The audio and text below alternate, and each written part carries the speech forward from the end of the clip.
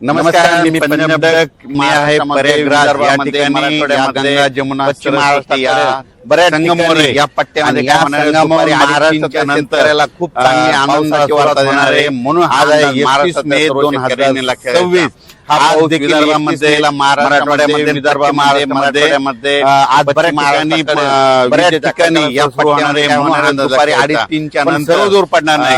पावसानंतर एक होणार आहे. म्हणून 3-4 तारखेच्या दरम्यान राज्यात दररोज पूर्व विदर्भामध्ये मराठवाड्यामध्ये उत्तर महाराष्ट्रामध्ये कोकणपट्टी बऱ्याच ठिकाणी सगळीकडे दररोज वेगवेगळ्या भागात एक दिवस मुक्काम करत सर्व जोर वेगवेगळ्या ठिकाणी पाऊस पडणार आहे. म्हणून 4 तारखेच्या दरम्यान राज्यात दररोज पूर्व विदर्भ शेतकऱ्याला दक्षिण महाराष्ट्र उत्तर महाराष्ट्र 5 दिवस शेतीची कामे करण्यासाठी सगळीकडे दररोज वेगवेगळ्या राज्यामध्ये 7 जून मुक्काम करत 14 दररोज वेगवेगळ्या ठिकाणी महाराष्ट्रामध्ये पाऊस पडणार आहे. मान्सूनचा पाऊस येणार आहे. म्हणून ही सर्वप्रथम शेतकऱ्याच्या आनंदाची सांगू आणि या वर्षी कंप्लीट करायची 5 दिवस होणार आहे. म्हणून सर्व शेतकऱ्याच्या आनंद राज्यामध्ये 7 जून पासून ते 14-15 माध्यमापर्यंत यावर्षी मोसमी पाऊस येणार आहे. मान्सूनचा पाऊस येणार आहे.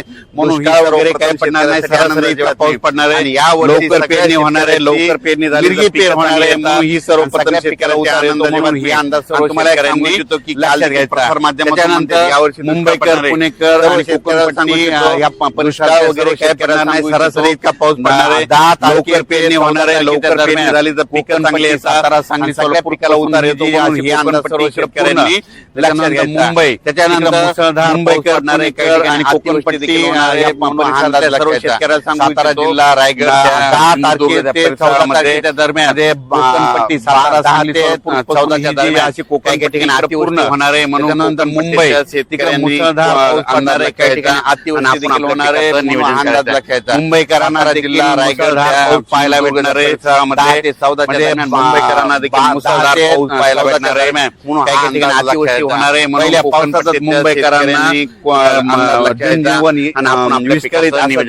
म्हणून हा मुंबईकरांना देखील मुसळधार पाऊस पाहायला भेटणार आहे. पहिल्या मान्सूनच्या पावसादरम्यान मुंबईकरांना देखील मुसळधार पाऊस पाहायला भेटणार आहे. हा अंदाज लक्षात मुंबई पुणे पावसात मुंबईकरांना म्हणून हा त्यांनी देखील असं दिसणार आहे. म्हणून हा मुंबईकरांना सर्व शेतकऱ्यांना सांगू इच्छितो की म्हणजे यावर्षी सरासरीचा पाऊस पडणार आहे. म्हणजे जेमतेम पडणार आहे. पिकाला लागेल पडणार आहे. म्हणून शेतकऱ्यांनी पुणे यावर्षी खूप जोरात खूप पडणार आहे आणि लवकर पेरणी होणार आहे. म्हणून हे अंदाज लक्षात आणि अचानक कंप्लीट 6 दिवस पाऊस राहिलेले पाऊस यावर्षी सरासरी इतका पाऊस पडणार आहे. म्हणजे जेमतेम पडणार आहे. पिकाला लागेल तसा पडणार आहे. करून घ्या. शेतकऱ्यांनी यावर्षी 14-15 जून पर्यंत खूप चांगले आणि लवकर पेरणी होणार आहे. म्हणून अंदाज लक्षात असणार आहे. कंप्लीट 6 दिवस पेरणी लागणार आहे. राहिलेले पाऊसला शेतकऱ्याला एक सांगू की 1-2-3चा निर्णय घेत जमिनीमध्ये ईदभर ओल करून घ्या.